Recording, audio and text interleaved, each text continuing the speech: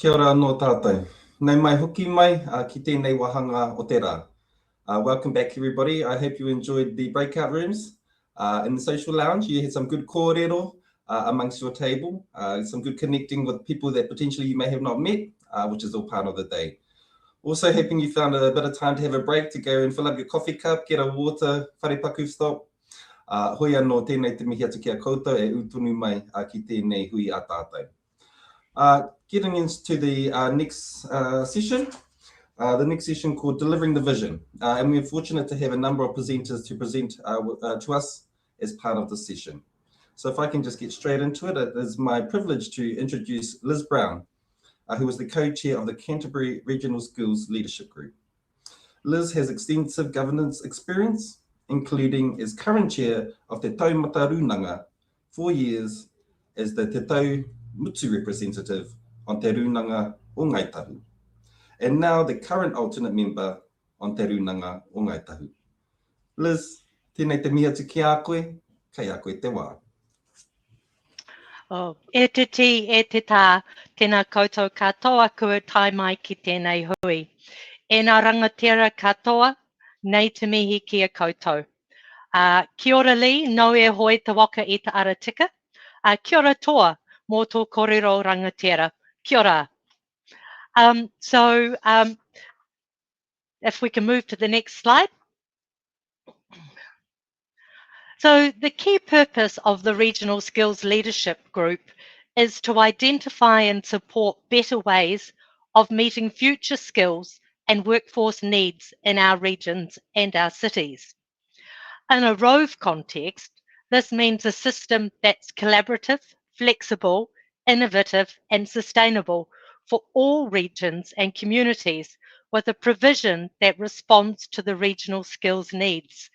I was saying earlier, if we had a wordle, a bingo wordle, a lot of those words came through from all the previous speakers, so it's good to see that alignment already. For those of you mature enough to remember, there was a prominent byline a number of years ago, which is indicative of our thinking currently, and it is this sort of change won't happen overnight, but it will happen. And as Gillian noted in her opening address, it will take time, but it relies on the collaboration at a local, regional and national level. In the rest of this presentation, I will focus on 3 types of collaboration and engagement in different parts of the country that are starting to have a positive impact. These types of examples are happening right across the motu and are an illustration of what is happening nationally. Firstly, I will talk about an example from Canterbury, which is around collaborating with the tertiary education sector and national strategies around manufacturing. I will then focus on Marlborough, around bringing key regional players together to map out a plan for the aged care sector. And then I will finish with Manawatu Whanganui, which is about ensuring that a small community voice is heard. If I could have the next slide. So the Canterbury RSLG has identified the manufacturing sector as a priority workforce and skills focus area. Drawing on initial RSLG theming late last year, Hanga Aroro have met with the RSLG Secretariat around areas of collaboration.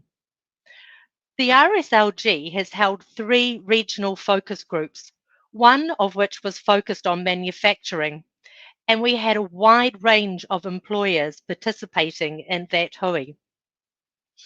On sharing some of the findings from the manufacturing focus group with Hanga Araro, a shared focus area of recognising in-house training was identified. Previously, in-house training was not recognised across the industry, and also the manufacturing sector was not recognised for the level of training that was actually occurring. As a result, the RSLG and the WDC are in the early stages of collaborating with the University of Canterbury around an online micro-credential pilot for employers. In addition to engaging with RoVE and tertiary education partners, the RSLG is engaging with the Advanced Manufacturing Industry Transformation Plan to identify areas of alignment, including engagement and consultation. So this example really highlights the importance of alignment. Next slide. The next exemplar is based in the Marlborough region. The aged residential care sector has been identified by the Marlborough RSLG as having potential underemployment as well as a growing demand for labour. In mid-2021, the Marlborough RSLG held a workshop with all the key players to work through issues faced locally and develop solutions to address these issues. This was the first time all the key players had been in the same room together.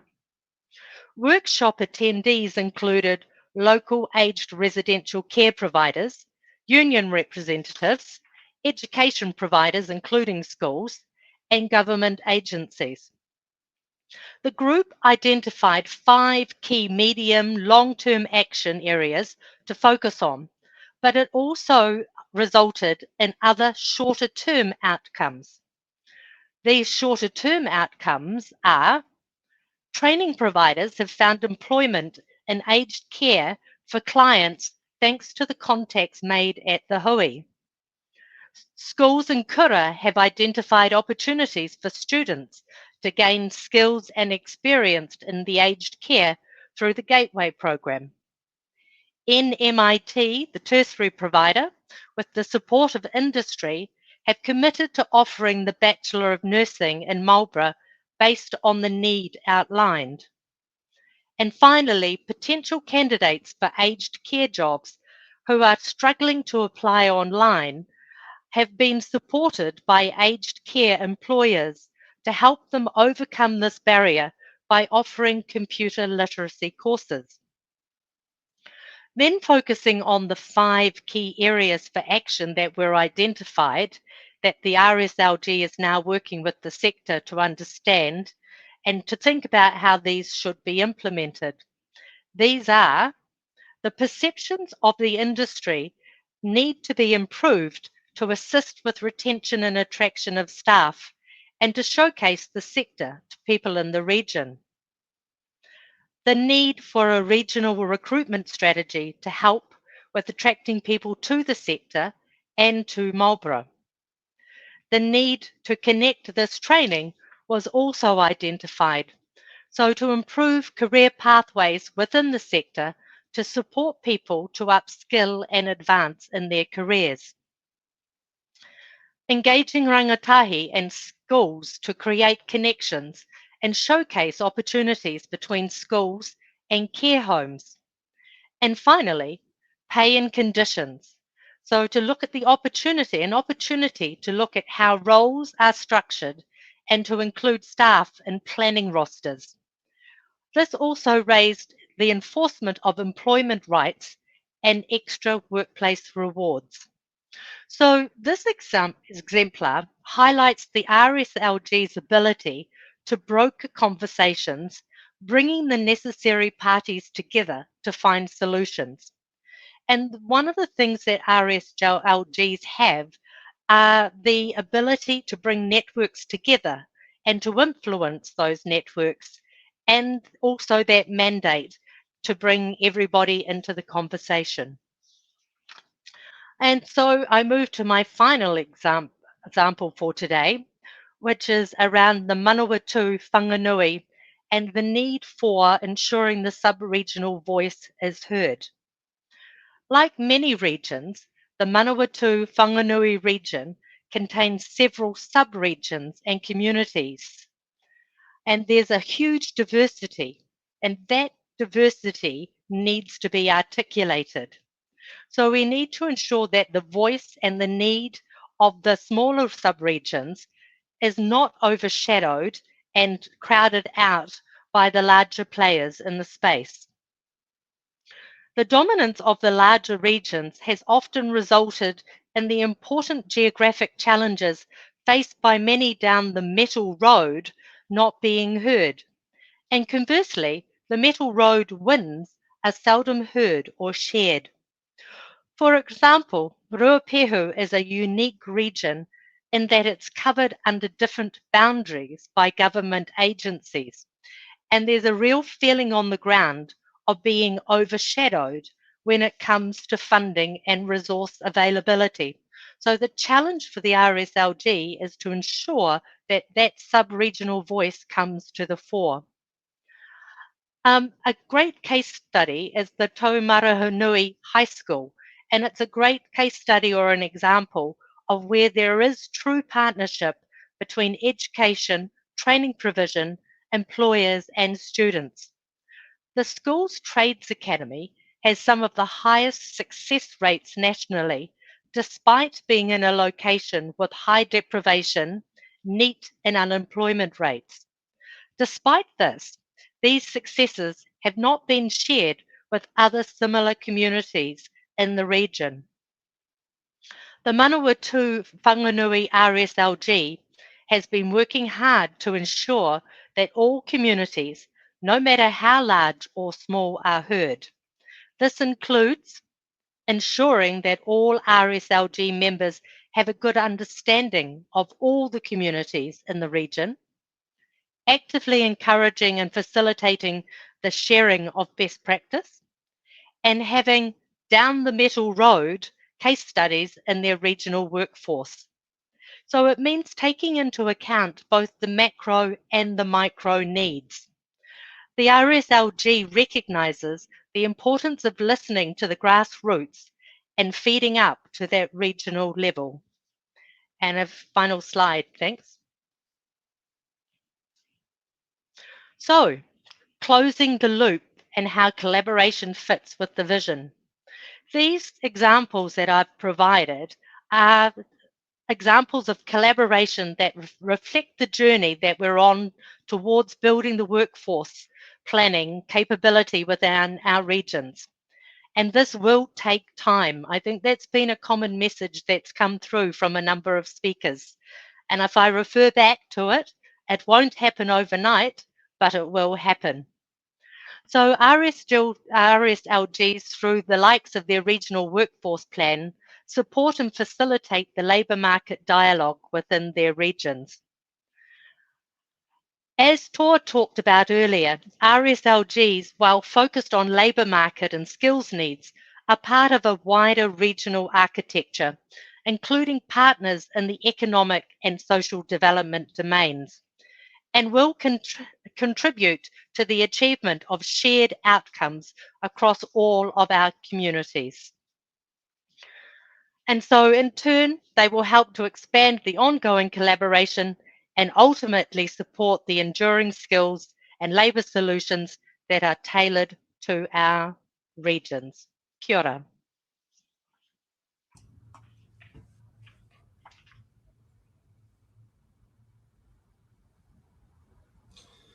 Ko aku mihi nui ki a koe, Liz. Tēnā koe I o kōrero I tō whakātiranga. Thank you very much, Liz, for sharing your kōrero, and particularly around the regional skills leadership groups.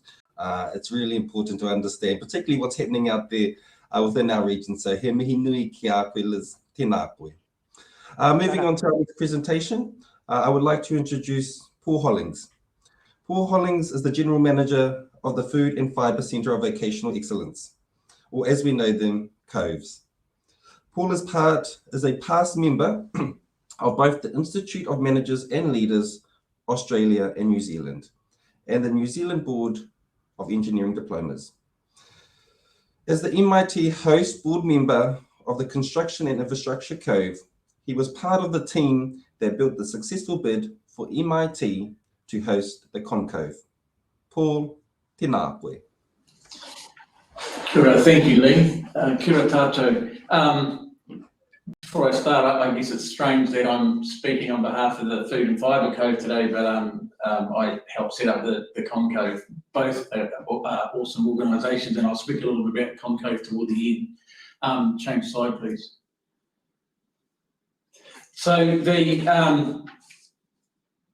Food and Fibre Cove is an independent organisation. It is a product of the RoVE, but it is independent. It has an in but not of relationship with its host EIT and by extension Te Pukenga, but we operate completely independently. We're committed to the learner. Unashamedly, we are learner focused and recognising the value of work-based training. We are equally committed to contributing ideas and solutions to make this a reality for employers, because employers find it difficult. So we'll work with all our partners to ensure that work integrated learning is easy for the employer and for their staff. Equally, we're committed to ensuring the success of Māori, not just because of the commitments around Te Tiriti, but also because in the food and fibre industry or sector and its various constituent industries, Māori are significant owners. They own a significant amount of the forestry estate, horticulture estate, and other parts as well, agriculture. And obviously there is a huge number of Māori, young and old, involved in the workforce. So it's right that we ensure that they succeed. And if they succeed, we all succeed. Next slide, please. So our values. Courageous, innovative, operating with integrity, and then synergistic or whanaungatanga. We exist to turn the rocks over and have a look underneath, and there will be crabs, but there's also gems, and it's discovering those gems. It's encouraging the innovators and encouraging the solution seekers. That's what we're there to do. We'll always be clear and with our intent and communicate what we're doing is for the very best and continue to improve on that. And you'll see in a slide a little bit later on how much we value the partnerships and collaboration and the network of relationships that we have, and we're building quickly, and that's so important. And I think it's become through really clearly in all the previous speakers this morning how important it is that we continue as various organisations to remain linked, to have good relationships, and to make sure that we are listening to each other, listening before speaking. I heard the other day quite a good wee thing, and I just repeat it here. Let's stop arguing, because arguing just simply you're looking for a winner. Let's start discussing, because discussing you're looking for a solution. Next slide, please. And the next one. Thanks. All right, so as I said before, we are unashamedly learner focused, we're industry led, and we're government enabled. The only way that we're going to ensure success for vocational education and food and fibre in any industry is to make sure that the learner is at the centre, that the solutions being worked up work not just for the learner though, but for the industry, because without the industry succeeding, what's the point? And obviously we're committed to the government and to what it's doing, and we thank them for giving us the opportunity, but at the same time working with them, and we've begun collaborating with various agencies, MPI obviously being at the front for us, but many others as well. It's important to note again that the importance that we're placing around a commitment to Te Tiriti and to Māori success. It's just not a tick box exercise for us, it's very real, and you'll see a little bit later what we mean by that when we look at some of the projects. Next, please. All right, so this is where I break all the rules in the next two slides, actually. Break all the rules around putting together a PowerPoint and making it completely unreadable. But what I want you to do here is see this slide as a window.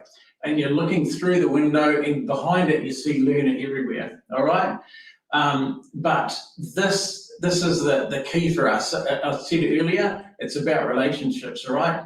And we've got a lot of them, and we're building them all of the time, and I'm really grateful for the first 12 months, how willing and welcoming the sector has been and right across the board. What I want to make here is I want to make a point. The Cove is not the office. The Cove is in fact what you see in front of you, all right? So the problems and the solutions don't sit in this office. The problems and the solutions sit out there. The office is the engine room. It's the place that enables those solutions, enables that innovation to happen, and make sure that we fix the problems. So it's important that we're talking all of the time. We sit in the nexus. We sit in the nexus between government, industry, learner, provider, and the other agencies all supporting it. But as a whole, we're there to bring together the conversations, to enable, to recognise the innovators and encourage the solution seekers and make it happen with the learner in focus all of the time. Next slide, please. And the next one. And again, I break all the rules. Like, this slide is a really quick slide. It's just to show you that there is a method to what we're doing and how we do it. So we have the Cove test, the game plan, that we look at any and every project that's proposed to us through that lens. And then that's reflected on the left-hand side of the slide with the approval, evaluation and approval process for each project. So I'm skipping through the slide now, but there's a method to how we do it, and we've stuck to it, and it's served us very well in the first 12 months. Next slide, please. Okay, let's look at some of the projects. So very quickly, we have completed some work already. There were 3 foundation projects: a data management system, a knowledge base. There's a link there. I'm hoping that these slides get shared, because I really encourage you to go and click on that link and have a look at the knowledge base. The evaluation framework, which by its name says exactly what it is. It's about designing a model for us to measure ourselves against and the progress of the various projects and the outcomes. And then the taking stock, again, by its very name, and we're going to have a look at that in a minute, is that we did a stock take. And then the technology-enabled learning website, that wasn't our project primarily. It actually started through collaboration between the TEC, the primary ITO, and Scolari as the consultant. They did some work post the very first lockdown, and then came, as a result of that, what they were doing was they were looking at the changes that were required when people suddenly couldn't go into study. How did they get them online? What happened? And what technology and how? And then from the outcome of that that research, there was a toolbox built, which is now the technology-enabled learning website. So they reached out to us and asked us if we would be the home of it, and we have decided, done that, and you can now access that website through our own, plus a plethora of other websites. So, but yeah, so we sort of own and will continue to develop that with the partners. In terms of current projects, the Tuku case study, we'll have a look at that one in a minute in a little bit more depth. Te Ao Māori integration into level 3 Māori cadetship. This is a really interesting piece of work that we're doing with Te Ao Nui Hukapak out of the Bay of Plenty. For me, it's really important though. For me, and I go back to a previous speaker where they said too often things have been piloted and bolted on. That's got to stop. As we build tools and innovations and whatnot, and work with the muka tangata who we are joined at the hip with, what we want to see is that if you're going to build a cadetship with Te Ao Māori, build it for everybody, because there's wins in there for everybody, not just for young Māori. So that's the work that we're doing there. Year 7 and 8 STEM program, that's about bringing the idea of agri-tech to some intermediate age students. systems approach to micro-credentials, exactly what it says it is. Work integrated learning pilots, working with some providers and employers, testing some assessment tools, for want of a better way of putting it, to test to make sure that employers can do this stuff online and easily. Training in the shearing and wool industry, Farm for Life case study, food and fibre degree level apprenticeship, really interesting piece of work, really cranking up. We had a hui on Monday, really well attended, and there was some really great ideas coming out of that. And it is what it is. It's not going to be where you're just simply creating a degree for food and fibre that's done part-time online. This is a fully integrated apprenticeship where the experience, skills and knowledge they're learning in the workplace has the same value placed on it as any of the off-job training, just the same as an electrical apprentice or a plumbing apprenticeship or any apprenticeship, but at degree level. And then lastly, in the current stream of work is a residential group and training research project, which we'll look at it in a minute. Then under development, attraction and retention research program. That's out at RFP at the moment, nearly ready to close. Food and fibre sector leadership program. We'll look at that a little bit more in a minute. And then the food and fibre training and career framework, which by its name is exactly that, working with industry. It was driven out of Apple and Pear initially, creating a framework that allows people to progress not always just vertically, but horizontally or even diagonally, and to make sense of things. Next slide, please. All right, taking stock. Very quickly, the Taking Stock project was started in July 2021. It's now complete. It comprised a literature review that's complete, and you'll find the outcomes of that on the knowledge base if you click on that link that I showed you earlier. A set of rubrics that are designed to be able to be run across programs, qualifications, and other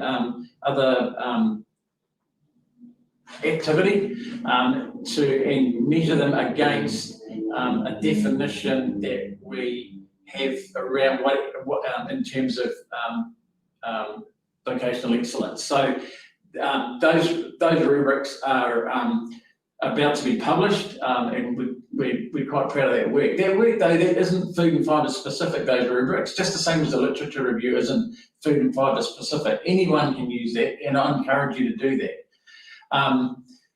All right, and then obviously in terms of surveys and whatnot that have been done, we've done a stock take of activity out there at the moment, in some cases running those rubrics over them, and the outcomes of that are about to be published as well. Next slide, please. Okay, the Tupu case study.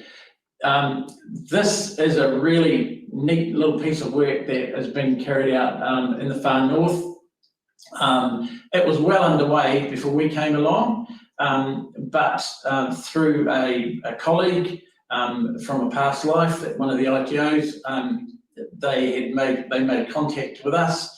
I went up and had a chat to them, and ultimately I was really impressed with the work they're doing with Tupu. And I said, what do you want from us? And they said, what we want to be able to do is we want to be able to tell our story. We want to be able to pass on what we're learning so that people don't have to reinvent it again and again and again. And we also want to be able to tell our story to government so that they don't ask us silly questions like that or make things difficult in the future. And as a consequence, we have engaged with them and we're funding a researcher to do a full-blown case study. Next slide, please. Residential group and training, really quickly. There is no real history of group training in food and fibre in New Zealand. There is some significant history of residential. We are looking backward at history, current state, and what the future might look like. And we want to ensure that at the end of the day, there are some models proposed that then we'll work with industry, with government and provision to see what we can do in terms of establishing or re-establishing residential training in a 21st century context, but also with the group training, which has been very successful in some of the licensed occupations in construction, but as I say, no real history in food and fibre. And the last, next slide, please. The Productivity Commission is really, really clear in its report around the New Zealand businesses on the frontier, that if we are to lift productivity, we have to lift leadership. And that goes for all industry, and in particular the food and fibre sector and its constituent industries. This project, we're working with rural leaders primarily, and we, it's not approved yet, it goes to the board in May.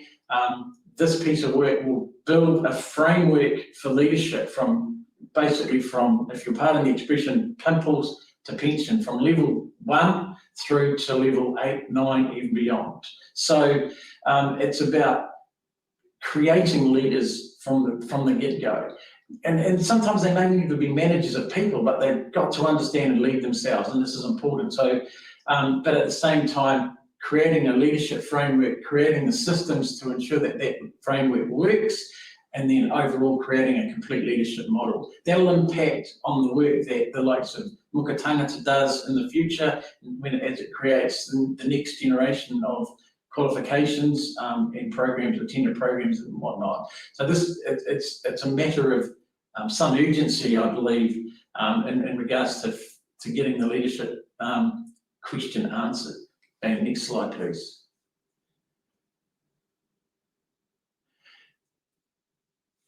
We've met, well, obviously I have a history with Concove, but at the same time we have been in contact with them regularly since we were both set up, both started effectively at the same time. We recognise that by design there are significant similarities in each other's co-popper. We've agreed, and we've already been working together. We've had some of their people sitting in steering groups and reference groups and vice versa.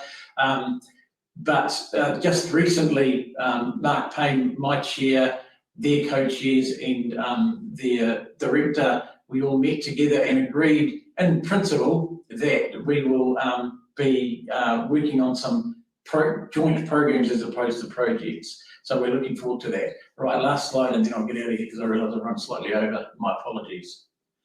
Okay, so in conclusion, Food and Fibre Cove, in its pursuit of the encouragement of continued development of vocational excellence, is unashamedly learner focused, and it's unashamedly connected to its industries, and led by its industries. But at the same time, we aren't selfish. We will share, we want to share our outcomes, our findings, initiatives and models with the wider vocational education and training whānau. Kia ora, thank you very much.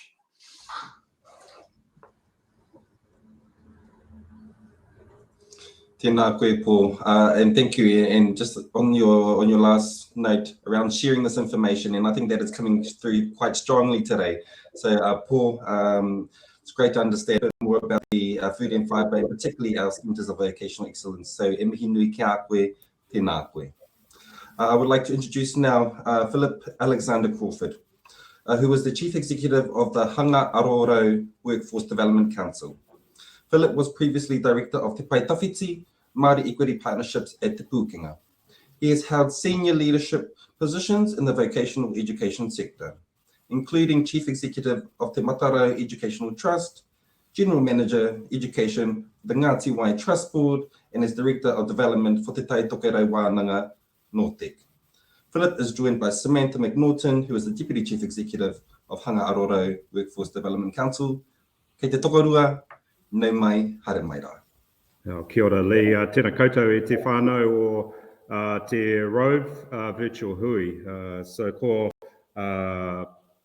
whakatahatu maunga ko Waitangi Te Awa, ko Matatua Te Waka, ko Ngāpu I Te Iwi, ko Ngāti Hini Te Hapu, ko Whangarei Tuku Kainga in INA, ko Tauwhara Te Marae, ko Phil Alexander Crawford Tuku Ingwa. Yeah, really great to join you here today. And I'll be speaking on behalf of the 6 Ohumahi, the 6 WDCs, plus our shared services company, Hapaitia. Kia ora, Sam. Kia ora. Thanks, Phil. Tēnā koutou katoa.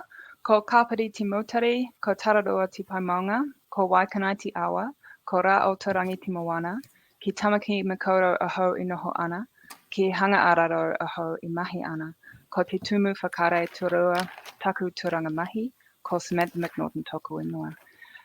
Thank you all for having me here today. It's a real privilege to be part of this forum, to see how far we've come and how far we've got to go. So I look forward to the further kōrero, Phil. Kia ora, kia ora. So you may see the backdrop for me here today. I didn't think you'd want to see my tattered bookcase on my presentation. So looking forward to in the comments to see who recognised this great whare that I sit in.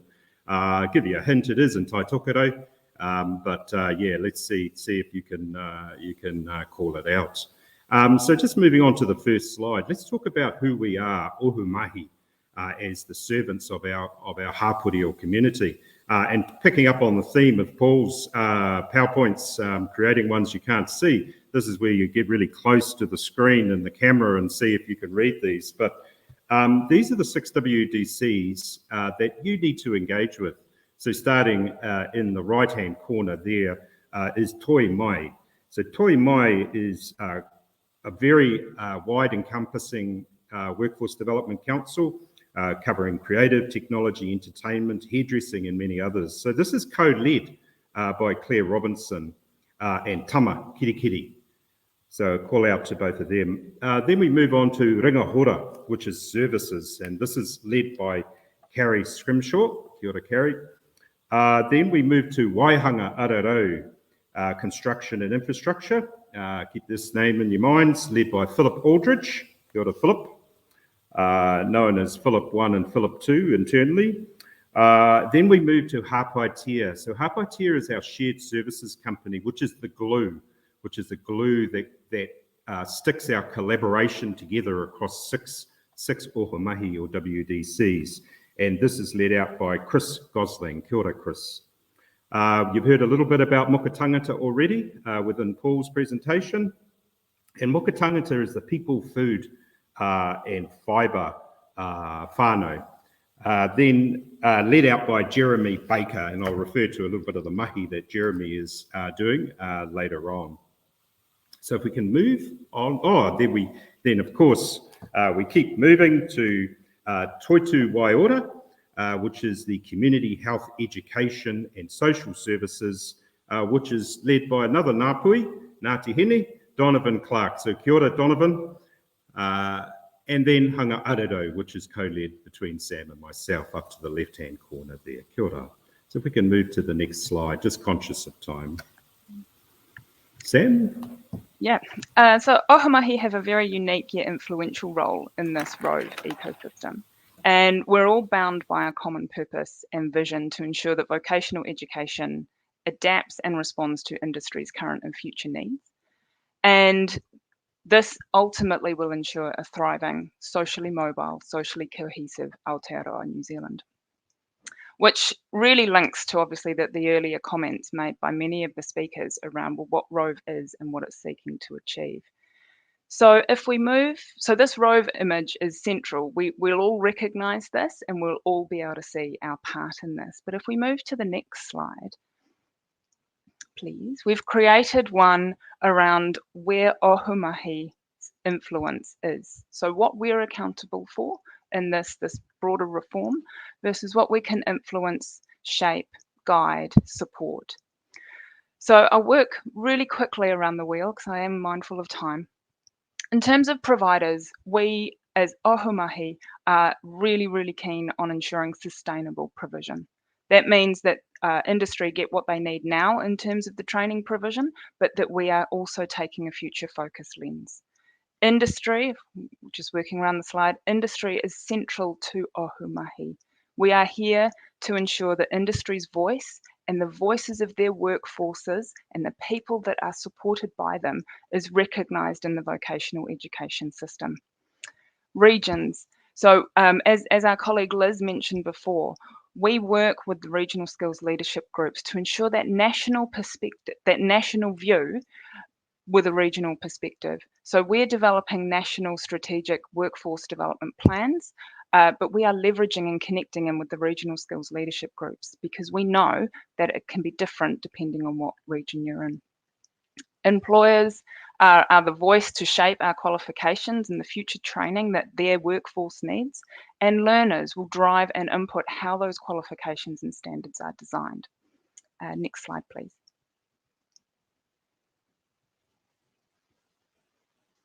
So I'm sure many of you will recognise this spot and spent Monday up there as part of Oha Mahi,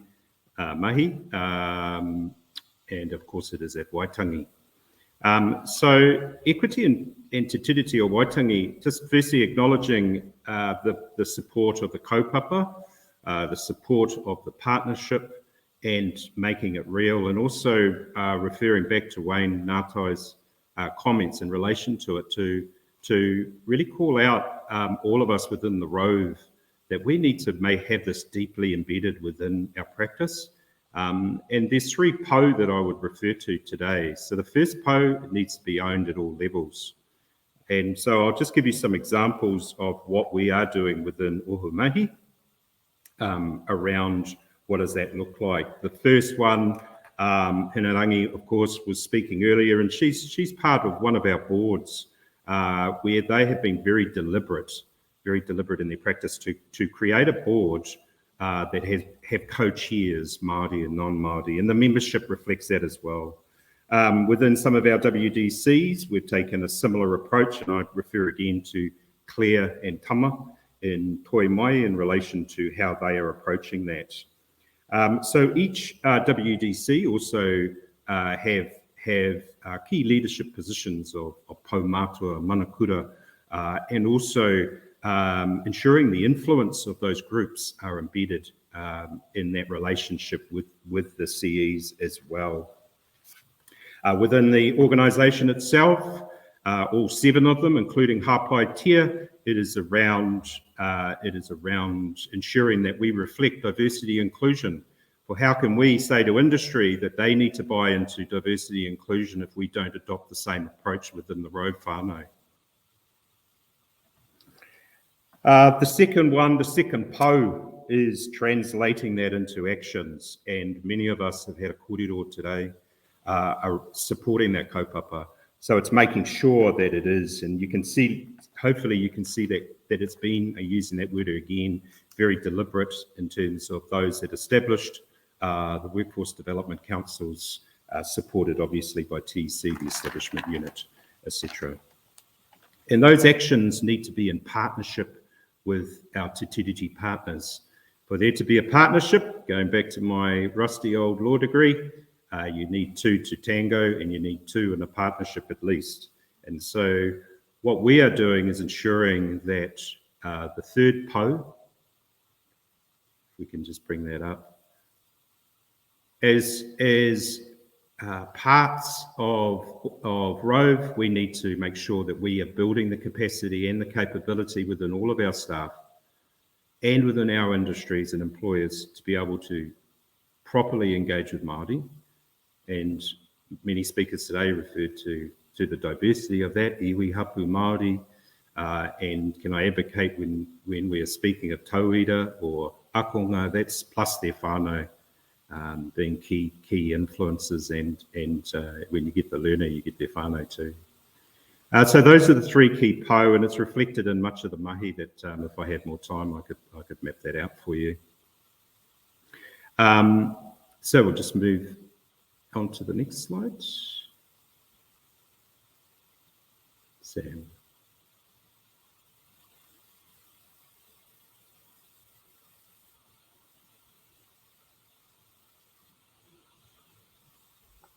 Might be on mute, Sam.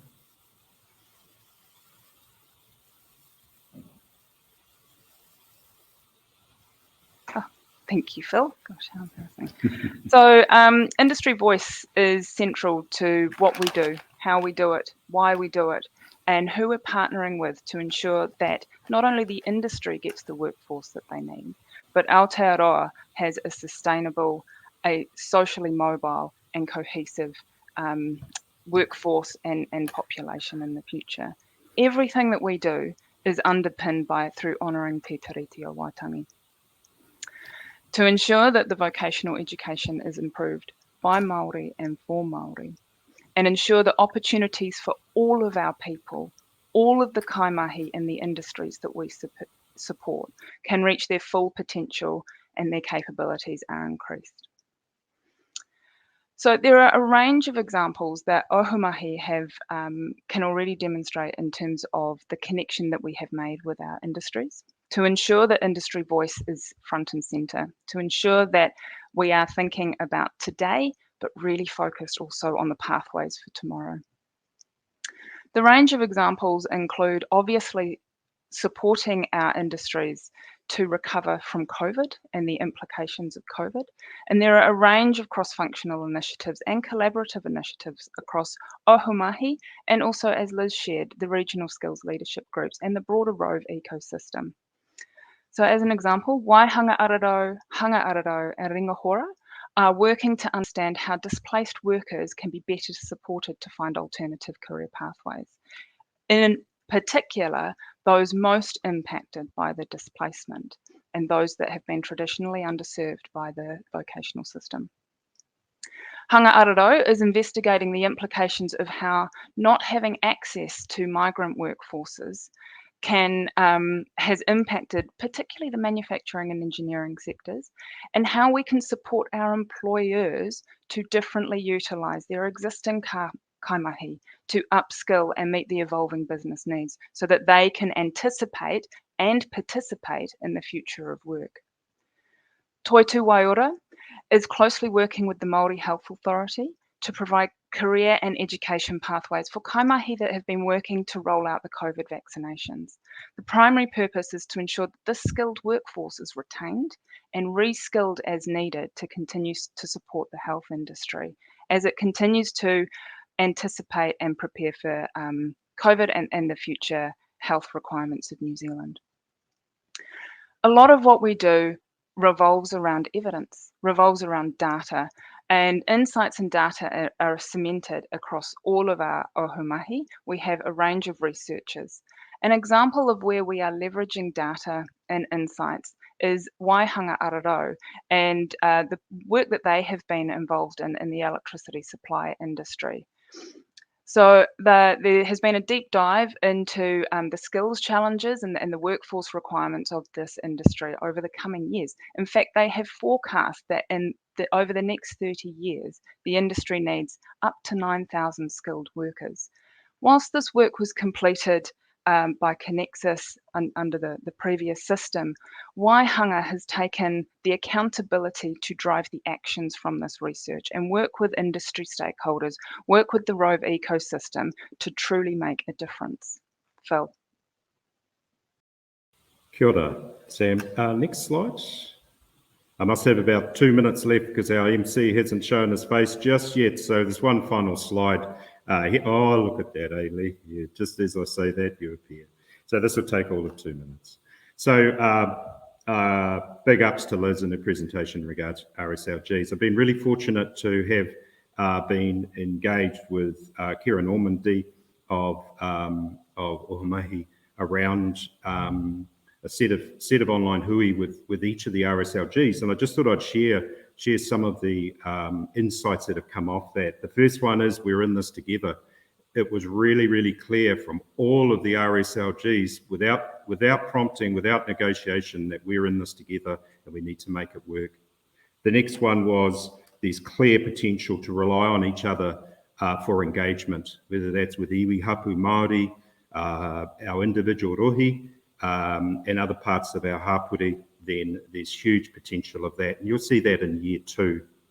The next one is equity is a clear po or a foundation for RSLGs and making Te Tiriti partnership real.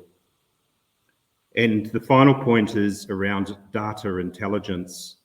And so just giving a big shout out to Jeremy Baker of Mukatangata in the mahi that he is doing. He's leading with others in a very understated way, but it's a significant piece which will allow RSLGs and WDCs to share data. Imagine that two organisations are sharing data and working off the same data.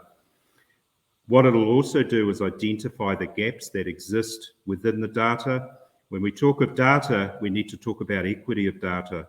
And clearly, with some of those groups that have been traditionally underserved by our education system, the data isn't adequate for us to be able to work with those parts of our community to achieve the outcomes that all of us have spoken about today. So I support Jeremy's mahi, commend him for that, and look forward to seeing that. But it's a significant partnership piece that we will design and roll out between RSLGs and WDCs. So I've taken my 3.5 minutes. Lee, kia ora, and thank you very much to all for participation today, but also to allow us to present on behalf of Ohomahi.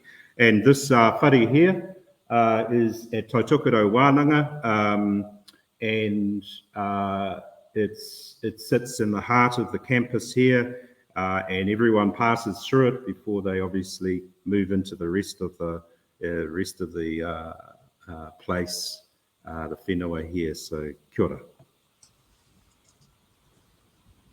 Tēnei te mihi atu kia kōrua, tēnā kōrua e whāraki nei I nā kōrero. Thank you both for that presentation, and actually thank you for the entities. You know, we've heard about the delivering of the vision. We've heard from our regional skills leadership groups. Thank you, Liz. Tēnā koe. We've heard of our Centre of Vocational Excellence and that space of the RoVE reform. Tēnā hoki koe, Paul.